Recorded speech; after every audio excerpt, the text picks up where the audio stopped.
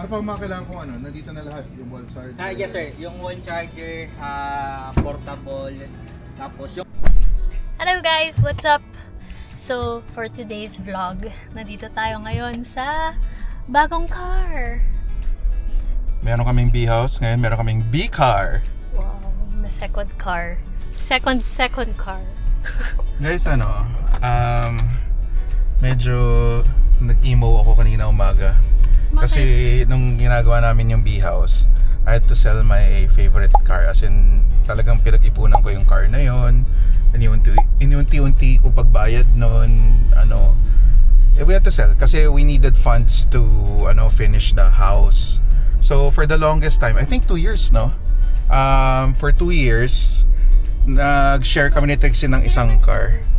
A little over 1. Pero sure ako, 1 year. Nag-share kami ng 1 car. Nakayanan naman. Pero ang hirap kasi na-realize namin that we live in Antipolo.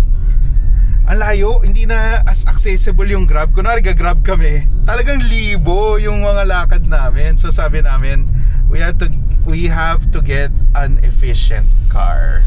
One na second car namin. Kasi nga minsan hindi naman laging iisa ang lakad namin ni Trixie. Pangalawa, something that could be exempt sa coding. So ano yun? Hybrid, diba? So kumuha kami na hybrid.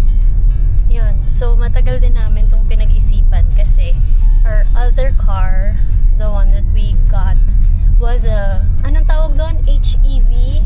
Or not even? Mild hybrid siya.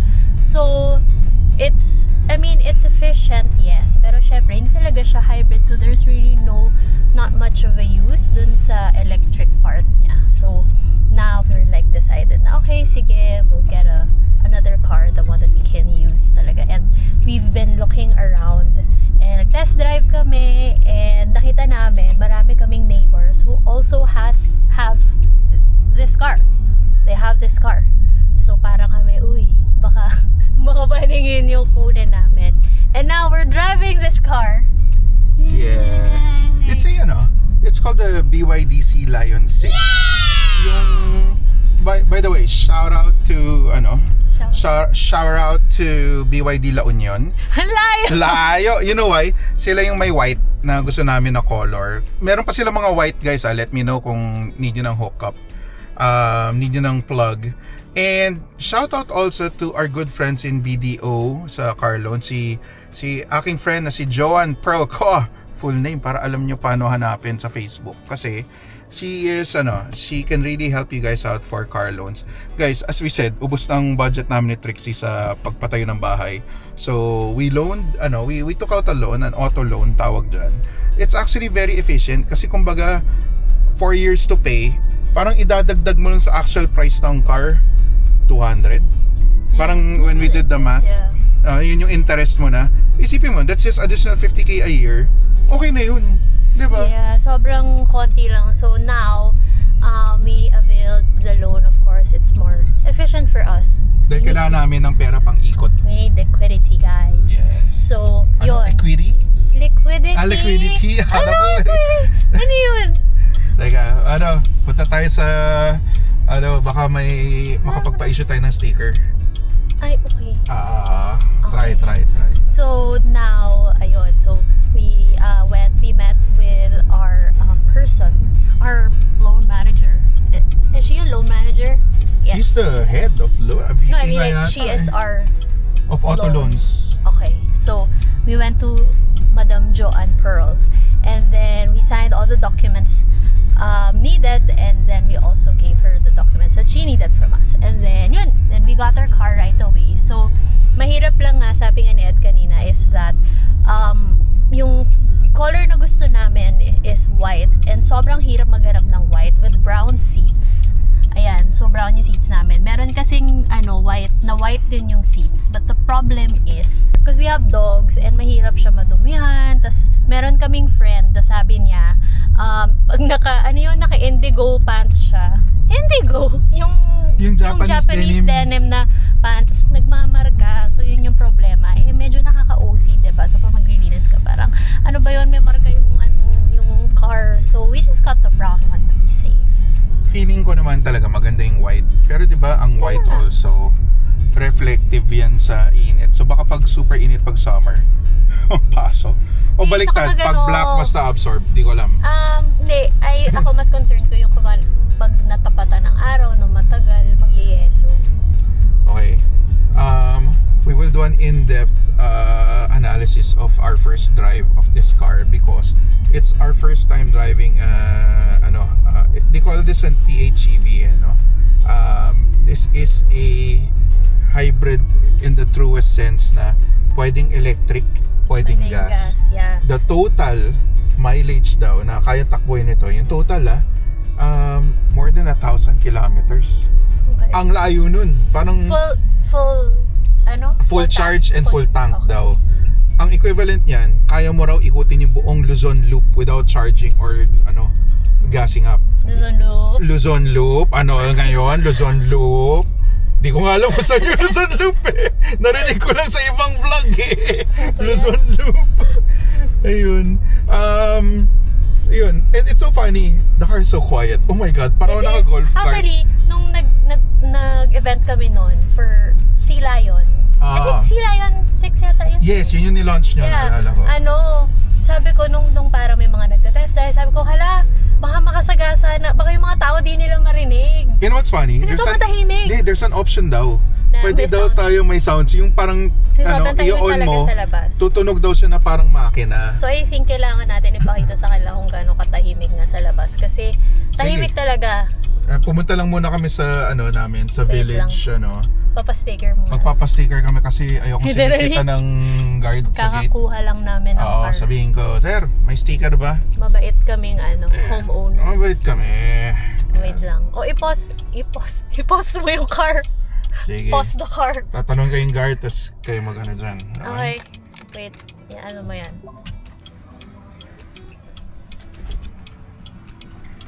Shout out. Habang naghahantay si Ed ng sticker, shout out to Vice Cosmetics. Teka, ang gulo ng buhok ko.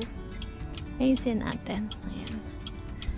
Shout out to Vice Cosmetics because wait.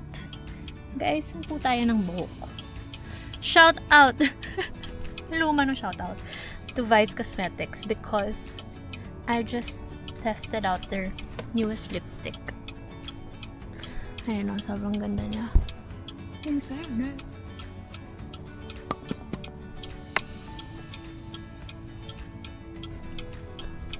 Ayan.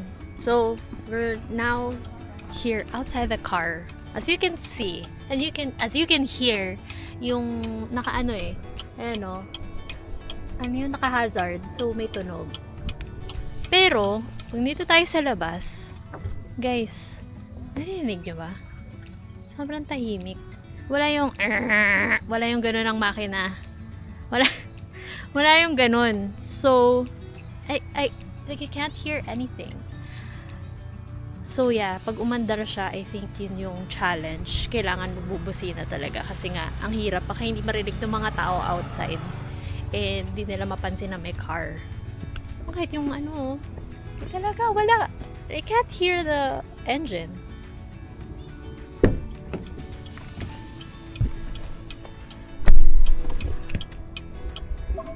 Ito siya inside.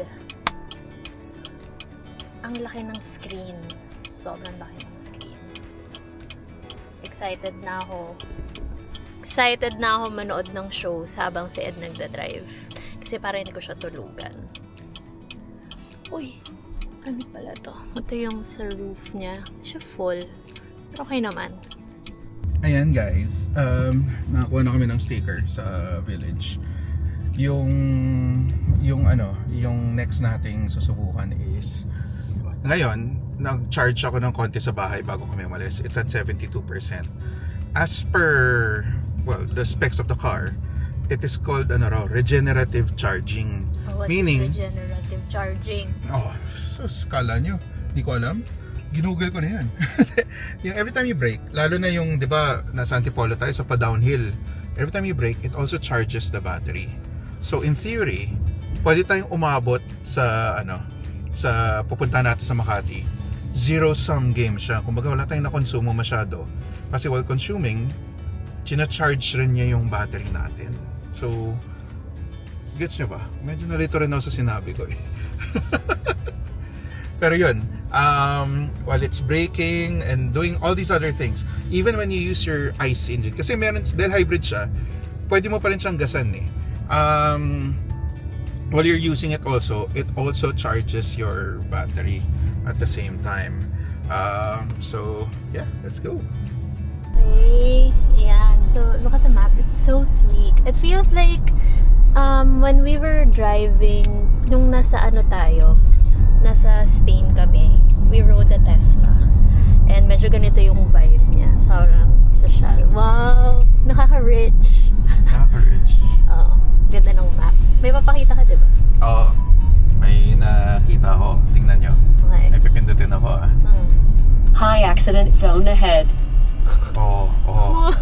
What? What? Red light camera ahead. Pero ano silbi niya? Hindi, para pag kung gusto mo na pa vertical. Sa bagay. Reels tayo dito, TikTok tayo, sayo ka soda Baka pop. ma-aksidente tayo dyan. Hindi, siguro kung mas malayo yung gusto mong tignan Actually, na mas maganda to. Pag sa map, it's easier to figure out. Yeah. Diba? Alright. Cool. Ganda! Yan, so nandito na sila, IP Designs. Sila yung magkakabit ng ating ano ba tawag dyan, bossing? Wall charger. Wall charger. Yung wall charger. Kasi si BYD, yan, si BYD. May kasama na talaga siyang wall charger. Pero nakita ko online, parang ang ganda ng pagkagawa ng pag-install ng IP Designs. Kasi parang nilalagyan pa nila ng housing para hindi basta-basta expose sa elements yung ating stock na charger. Yan, ina-unbox lang natin. Ang ganda, laki pala ng box. Para raw hindi nakakalat yung mga kable mo, nakatago sa loob. Yun o. Ang laki pala niya. Astig. Ayun. Ito na itsura niya, ng housing niya. Buti terno sa pader namin, no? Gray sa gray. Oo nga, no? Sinadya. Sinadya talaga. Yun. So, ganyan siya. Tapos, ano yung laman niya? Yan. Tapos, dyan ilalagay sa loob yung ating, charger. Tsaka Yung mga kable. breaker. At saka yung breaker. Opo. Okay. Yan. So, lilinya nila yan. Sobrang nagkataon, katabi nila yung utility room namin.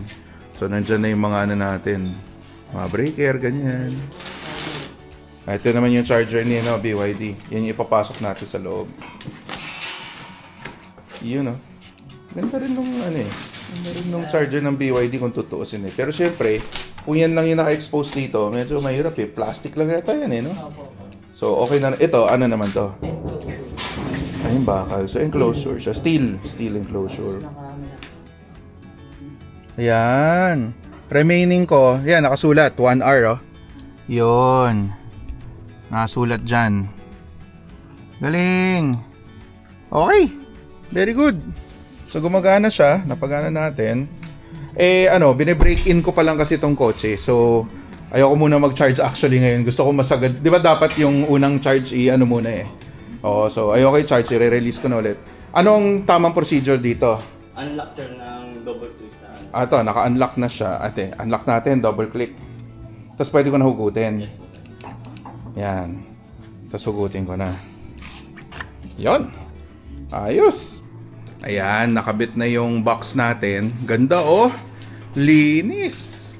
Yan yung charger. Tapos dito lalagay yung Yung cable, charger, yung wire. charger wire. Ganda Ito, talaga nakalaylay I-remove pa po natin sir. Okay. I-fix. Ganda na pagkagawa niyo. Yan. Hi naman kayo. Yan. Para kita tayo lahat sa video. Yan. Si Kuya ano pangalan nyo? Lawrence po, Lawrence. Si Kuya Lawrence, saka si Kuya Roel. Ayan. Guys, pagka nagpakabit kayo sa IP Design, sila yung request nyo Galing linis, mabilis. Si Kuya Lawrence at si Kuya Roel. Ayan na guys, nakabit na ng IP Designs ang ating charging box. Charging box tawag natin dyan, di ba? Charging box. So, may lock siya. Yan. Charger inside. The charger is inside. Ganda, So, okay lang. Hindi yan nakakonsumo ng kuryente kung hindi ginagamit. Naka-standby. So, kumbaga nakailaw lang. Kailangan ko ba yung card para mapa-on to? Hindi naman. Ano po, pwede po siyang di-card or pwede nating i-disable sir. Pero ngayon, kunwari, wala, hindi ko dala yung card, nasa taas, gagana pa rin. Nga po, pero ano po yun, i-disable muna natin sir. So kunin ko muna yung card. Meron sir. Meron na yan. Ito, meron na. Oo nga, no? Galing, ha? So, yan. So, ano to? May sarili siyang, breaker. Yes po, RCBO po ang breaker natin. Stig. RCBO daw na breaker. Hindi ko alam ibig sabihin nun. Ano ibig sabihin nun? Ano ibig sabihin ng RCBO? Ano po yun, nung may complete na po siya, may surge protection. Yun. May, ano pa ba yun, friend? May surge protection, may Nung, surge protection. Tsaka yung kumabasa, okay lang, mga ganyan. hindi mga short circuit. Short circuit, mga magtitrip ganyan. po agad siya. Magte-trip agad. Tapos so kung i-on ko na lang ulit yan. Parang pero gano'n. ang ano po, hindi natin advisable na sir na i-off si... So wag ko i-off yan. Okay. So subukan na natin kung abot yung natin, yung charger. Yan, abot yan. So ganun lang, may magnetic na rin siya. Clip po. Clip. Galing. Tapos yan, lang. Tapos i-unlock ko lang yung car. Yan. Ang bait rin ng BYD, ang binigay na sa atin is yung 7, no? 7 kilowatts ba tawag dyan? Na charger. So yun yung mas mabilis nilang charger. Yan. Para natin malalaman na gumagana na. Ito, pag umiilaw. Ano na siya, nag-blink na siya. Pero hindi pa siya sir, charging. So hindi pa Dapat charging. minsan, para mag-charge siya. Mag-iba ba kulay? Ayan. So pag green na, Charging ayan. na po siya. Charging na. Guys, happy ako dito. Ang ganda ng ganda ng gawa, oh. Saka mong tibay. 'Di ba? Tapos nilagyan nila ng sticker nila. Hindi lang kita sa ilaw. Yan. Yan. 'Di ba? Pwede kayo mamili daw, white, black, red, pero ubos na yung black. Mukhang puro white na yung sticker nila, pero maganda. Pogi nung Pogi. Grabe yan, ha. Check nyo sa ilang Oh, hours. check ko raw kung ilang hours yung Charging. yung charging. Nagkataon lang, maganda na rin yung abang natin kasi nandyan yung utility room. So yung molding, nagpa-molding sila papunta sa breaker. Ganda ng paggawa, linis, oh. Yan ang mga gusto kong contractor, yung marunong malinis yung trabaho. May iba nating contractor sa bahay na to. Kamot ulo ka na lang, eh. Thank you! So, sara ko na to. Yan. Guys, IP design. Lupit! Kita pa yung walis ko dun. Lupit! Thank you! Thank you! Thank you, idols! Ayos! Promote nyo rin naman yung IP design. Sabihin nyo. Ayan. Just, follow Facebook IP Design. Yan! alam na. Follow sa Facebook daw, IP Design. Marami pa silang product, di lang ito. Tsaka hindi lang sa BYD, di ba? Kahit yung mga ibang electric na cars din na kailangan electric vehicle. Any brand daw na electric vehicle, kaya raw. At saka meron silang mga plate adapter. Ano pa, mga product nyo? Variable charger. Anong charger? Variable. Variable charger, meron din kayo. Para saan yun? Para sa mga EV rin, variable charger. Yun. So, dami silang product, IP design. Ako, nung nakita ko yung ad nila, sabi ko, kahit wala pa akong BYD. Sabi ko, kahit wala pa akong BYD, pagkuha ko, sabi ko, kukontakin ko sila kaagad. So, yun. Alright. Thank you, guys. Bye-bye.